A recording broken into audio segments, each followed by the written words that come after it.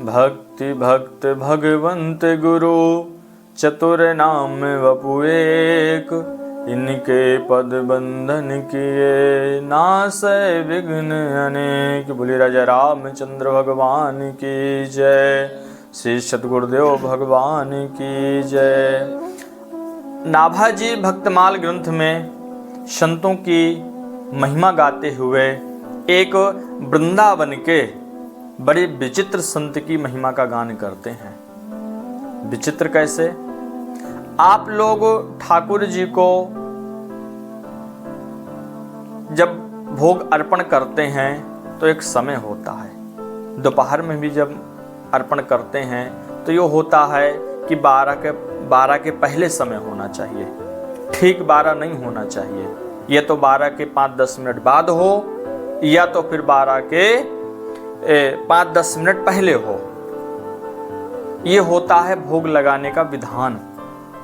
या यूं कह लें कि दिन में ठाकुर जी को भोग अधिकतर सब लोग लगाते हैं।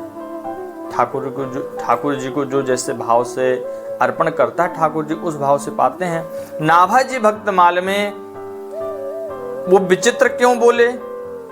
क्योंकि वृंदावन के एक संत रात में 12 बजे ठाकुर जी को भोग अर्पण करते।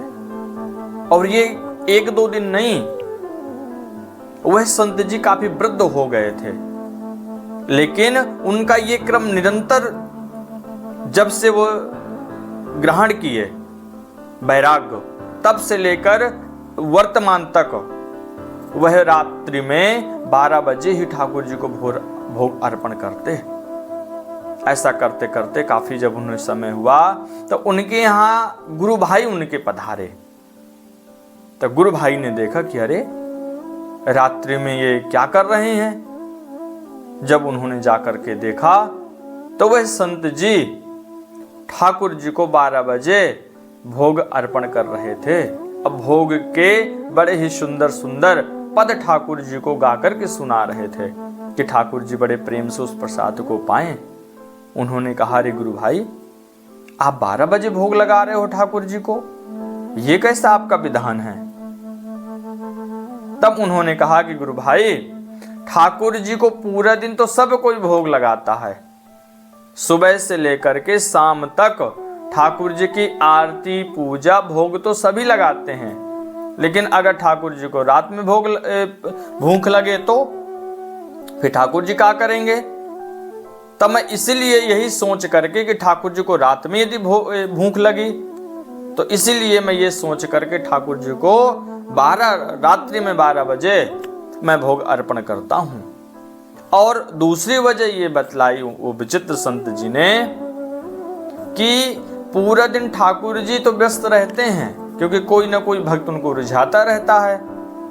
तो रात्रि में 12 बजे मैं बढ़िया आराम से, ठाकुर जी भी आराम से, उनको भी किसी चीज की जल्दी नहीं कि कहीं दूसरे भगत के यहाँ जाना है, और हमको भी कोई दिक्कत नहीं।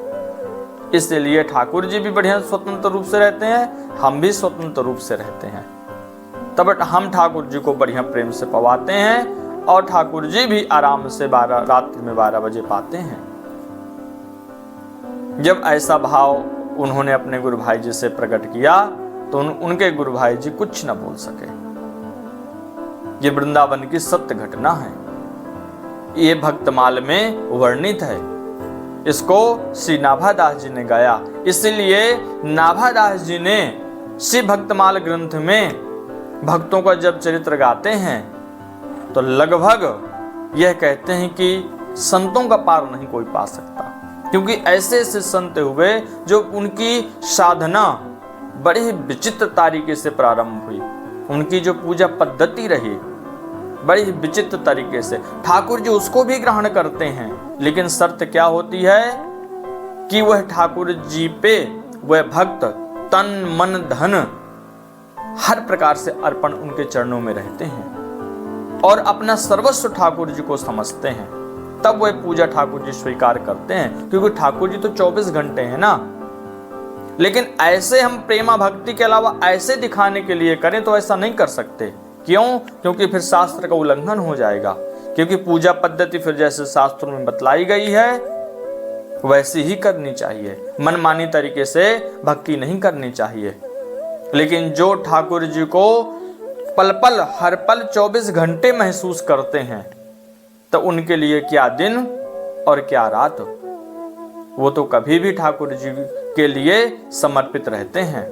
तो ये हमने आपको एक बड़े ही विचित्र संत वृंदावन की सत्य घटना आप लोगों को सुनाई। आप भी ठाकुर जी से खूब प्रेम करिए और भक्ति के मुख्य मर्म को समझिए। ये दिखावटी भक्ति मत आप लोग करिए, भक्ति करिए तो हृदय से करिए। और अपना बाकी भले ठाकुर जी को धन न दीजिए, लेकिन अपना मन जरूर ठाकुर जी के चरणों में दीजिए, तभी कल्याण होने वाला है, तभी भक्ति का रंग चढ़ने वाला है। वरना भक्ति ऐसी अधूरी रह जाती है। बोले राजा रामचंद्र भगवान की जय।